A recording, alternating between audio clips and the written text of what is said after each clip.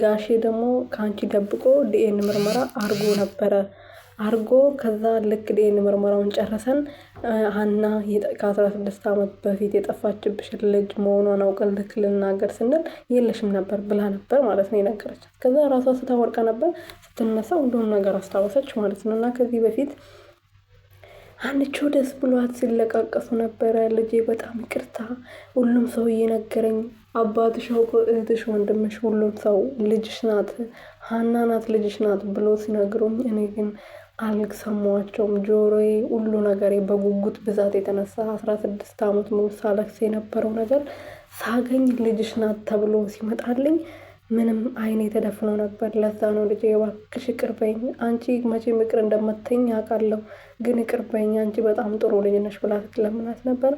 አንቺ ደግሞ እንግዲህ አንቺ ምንም አላረግሽም፣ እኔ ነኝ በገዛ እጄ ያጣሁሽ፣ እኔ ነኝ በገዛ እጄ እዚህ እንድትሆኚ ወይም ደግሞ በዚህ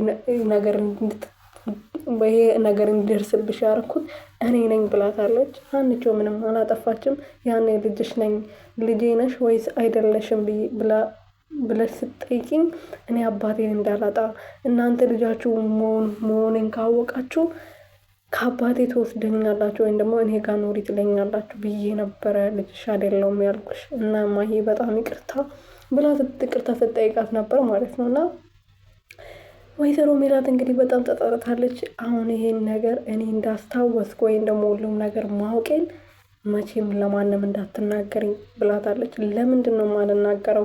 እነ ሰላምዬ እኮ ይሄን ነገር በጣም ነው የሚፈልጉት እና አቶ መስፍን ይሄን ነገር በጣም ነው የሚፈልገው፣ ስለዚህ ለእነሱ መናገር አለብኝ ስትላት አትናገሪ፣ ከዚህ ጀርባ ያለውን እውነታ ማወቅ አለብኝ፣ ምክንያቱም እርግብ ብቻውን ይሄ ሁሉ ነገር ልታረግ አትችልም ብላት ነበር። እና ከዚህ በፊት እኔ ልጅሽ እንደሆን ካውቀሽ ነበር ከአደጋው በፊት ስትላት ለአባትሽ ፎቶ ያናን የልጅነቷ ፎቶ ካሉት ስጡኝ ብያቸው ነበርና ከሀገር ቤት ከደሴ ያስፈልጎ አምጥቶልኝ ነበር።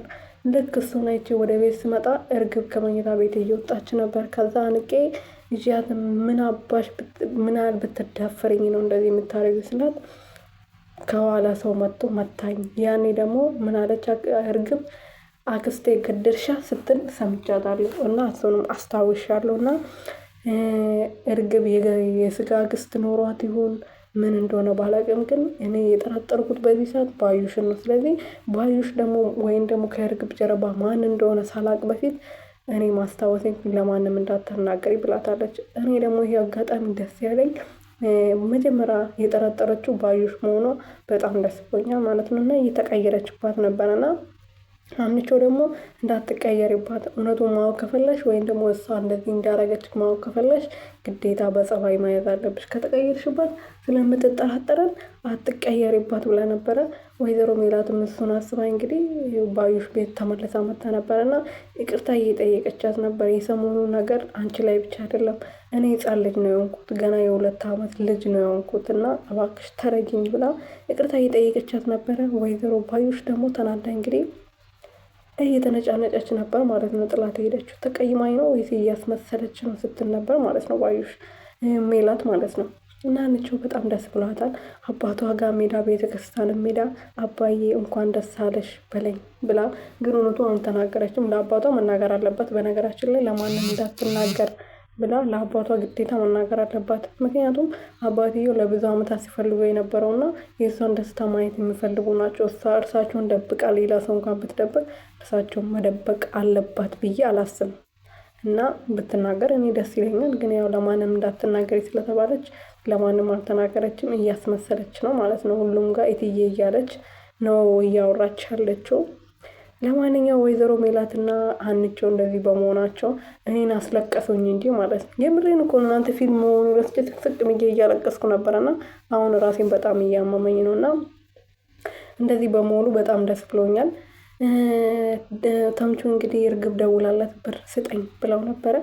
ብር ስጠኝ ካለችው በኋላ ከአጎቱ ብር ካልሰጠኝ ሞቼ ይገኛለሁ ብሎ ተጣልቶታል።